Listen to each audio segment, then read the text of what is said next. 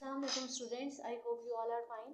I'm your computer teacher. Today we will discuss about high level language. So let's open page number 90. Topic 8.5 high level language. पहले हमने discuss किया था low level language. वो language जो कि computer understand करता है, जिसके लिए प्रोग्रामर्स को इंस्ट्रक्शंस को और कोडिंग्स को डिटेल में याद करना पड़ता है और अपने माइंड में रखना पड़ता है. उस चीज़ को हम कहते हैं लो लेवल लैंग्वेज. मीन्स कि वो कंप्यूटर या ऑपरेटिंग सिस्टम यूज़र फ्रेंडली नहीं होती, वो ऑपरेटिंग सिस्टम फ्रेंडली होती है, यानी कंप्यूटर फ्रेंडली होती है कि कंप्यूटर्स को इजीली अंडरस्टैंड करके उस पर वर्किंग करता है. तो आज हम किसे डिस्कस करेंगे? High level language. वो लैंग्वेज जो कि यूज़र फ्रेंडली भी है और प्रोग्रामर फ्रेंडली भी. मीन्स उसे यूज़र भी इजीली अंडरस्टैंड और रीड कर सकते हैं और प्रोग्रामर भी उसमें कोई भी अगर इंस्ट्रक्शन लिखनी है तो उसे इजीली रीड एंड राइट कर सकते हैं. यूज़र फ्रेंडली भी हमने पहले डिस्कस किया था कि वो चीज़ जो कि यूज़र इजीली अंडरस्टैंड कर सके, उसे रीड कर सके, उसे कहते हैं यूज़र फ्रेंडली. प्रोग्रामर फ्रेंडली में हमने बात की थी कि वो चीज़ जो कि programmer easily read and right कर सके, उसको अंडरस्टैंड कर सके, उसे हम कहते हैं प्रोग्रामर फ्रेंडली. तो इन दोनों का जो कॉम्बिनेशन है वो आज हम डिस्कस करेंगे हाई लेवल लैंग्वेज में. High level languages are user friendly as well as programmer friendly. It means कि ये जो लैंग्वेज है, इसमें जब हम कोई काम करते हैं तो इसे यूज़र भी और प्रोग्रामर भी इजीली रीड एंड राइट कर सकते हैं और अंडरस्टैंड कर सकते हैं. The evolution of languages means the low level languages has given way to high level language. यानी जैसे जैसे डेवलपमेंट होती गई, वक्त गुजरने के साथ साथ प्रोग्रामर इस बात पे सोचते रहे कि कोई ऐसी लैंग्वेज जिसे दूसरे लोग भी इजीली अंडरस्टैंड कर सकें, उसे लिख सकें, उसे पढ़ सकें. कोई ऐसी चीज़ होनी चाहिए जिसे दूसरे लोग भी अंडरस्टैंड कर सकें. तो उससे लो लैंग्वेज से हाई लैंग्वेज क्रिएट की गई. Further progress has been made with the growth of artificial intelligence. Artificial intelligence किसे कहते हैं?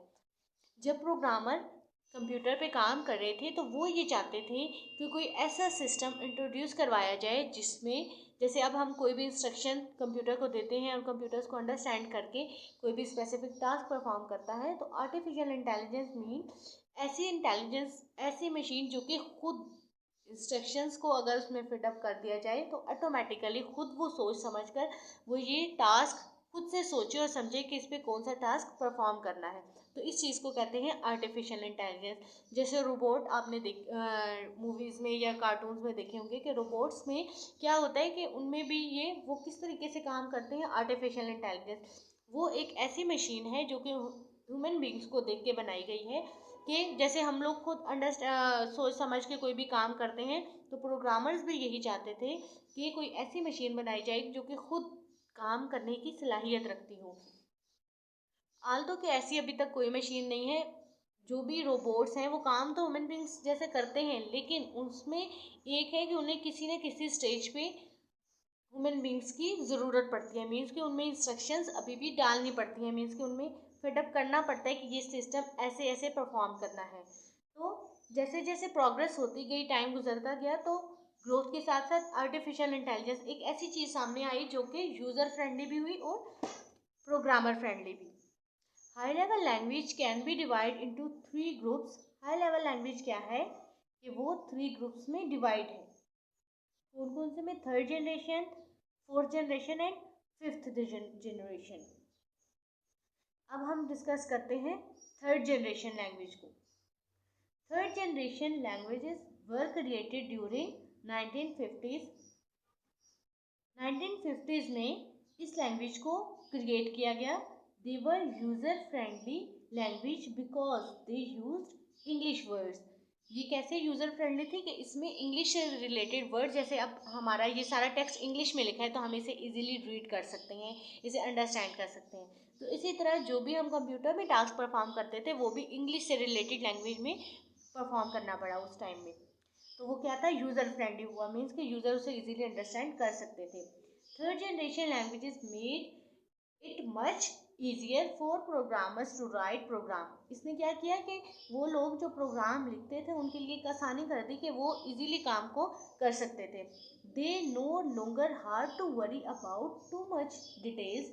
उन्हें किस चीज़ की डिटेल याद नहीं करनी पड़ी, ना उन्हें कोई प्रोग्रामिंग याद करनी पड़ी इससे जब थर्ड जनरेशन लैंग्वेज इंट्रोड्यूस हुई, ना उन्हें कोई कोडिंग याद करनी पड़ी और ना उन्हें कोई डिटेल अपने माइंड में रखनी पड़ी कि ये काम इस तरीके से होगा।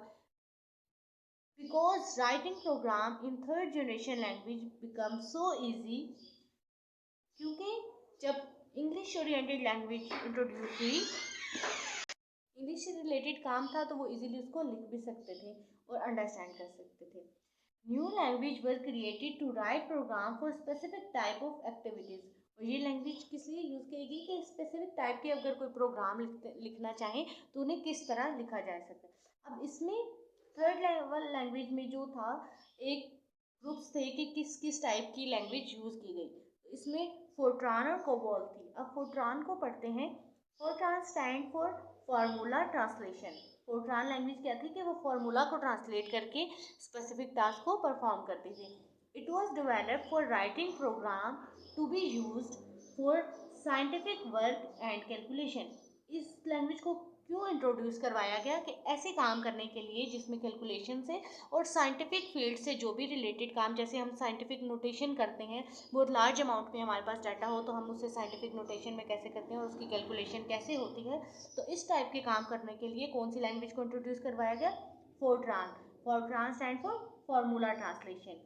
Nowadays, Fortran is used by engineer, weather forecasters and scientists। और आजकल फोर्ट्रान लैंग्वेज कहाँ कहाँ यूज़ होती है? जहाँ पे इंजीनियरिंग फील्ड से कोई भी रिलेटेड काम हो। वेदर फोरकास्टिंग में, जैसे वेदर फोरकास्ट होता है तो हमें पता चलता है कि नेक्स्ट डेज में हमारा वेदर कैसे रहेगा, तो वेदर फोरकास्ट कंपनी में और साइंटिस्ट, डिफरेंट फील्ड्स के साइंटिस्ट जो होते हैं वो फोर्ट्रान लैंग्वेज को अपनी प्रोसेसिंग के लिए यूज़ करते हैं। जैसे अब यहाँ पे देखें हमारे पास कुछ इंस्ट्रक्शंस लिखे हुए हैं। Input number of points to average number of points. तो ये देखें किस लैंग्वेज में लिखा हुआ है? हमें तो ये इंग्लिश ओरिएंटेड लैंग्वेज लगती है, यानी इंग्लिश से रिलेटेड हमें समझ आ गई कि ये चाहता है हमसे कि इनपुट करें हम नंबर में और वो नंबर हो पॉइंट्स में हो, जैसे 3.689। तो ये जो इंस्ट्रक्शन है ये इजीली हमने देखें पढ़ भी ली और हमें समझ भी आ गई। तो इस टाइप की लैंग्वेज को क्या कहते हैं? High level language. और ये जो इंस्ट्रक्शन लिखी हुई है ये नीचे देखें, this instruction in Fortran to are easier to read than machine code. अब ये अगर यही हमें लिखा गया होता मशीन कोड में तो हम कैसे अंडरस्टैंड करते कि अगर कोई कोडिंग के फॉर्म में लिखी होती तो हमें ये पता नहीं होता कि ये क्या चीज़ लिखी हुई है और ये हमसे क्या चीज़ एक्सेप्ट करना चाह रहे हैं। अब नेक्स्ट हमारे पास है COBOL. COBOL stand for common business oriented language.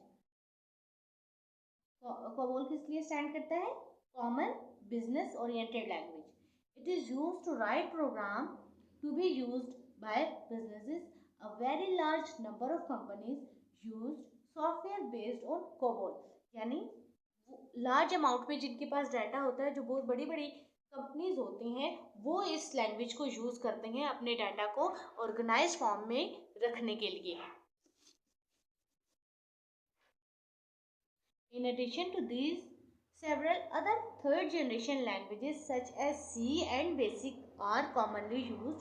इसके अलावा फोर्ट्रान और कोबोल के अलावा सी एंड बेसिक लैंग्वेज जो होती हैं वो प्रोग्रामिंग को लिखने के लिए भी यूज़ की जाती हैं। इस लैंग्वेज से रिलेटेड आप क्लास 10 में भी प्रोग्रामिंग सीखेंगे कि कैसे आप प्रोग्राम को लिखते हैं और वो कैसे एग्जीक्यूट होता है हमारे कंप्यूटर पे। तो आज हमारा नोटबुक से रिलेटेड जो काम होगा वो होगा सबसे पहले what is high level language. तो हाई लेवल लैंग्वेज की डेफिनेशन उन पेज नंबर 93 पे है। High level languages are user friendly as well as programmer friendly. Third generation languages are user friendly language created during the 1950s। ये कब create की गई third level language? जब हमारा question आएगा what are third generation languages, तो उसमें आप ये लिखेंगे। उसके बाद व्हाट इज़ फोर्ट्रान आप लिखेंगे यहाँ पे, ये जो इसके स्टार्टिंग नेक्स्ट इसी पेज पे यहाँ पे लिखा हुआ है Fortran stand for formula translation. It is used by engineer, weather forecaster, and scientists. Next, what is COBOL? COBOL stand for common business oriented language. It is used by businesses. ये किस लिए use की जाती है? ये business जो होते हैं, बिजनेसमैन होते हैं, वो लोग इसको अपनी कंपनी के लिए, अपने डाटा को ऑर्गेनाइज फॉर्म में रखने के लिए और डाटा को प्रोसेस करने के लिए कोबोल लैंग्वेज को यूज करते हैं.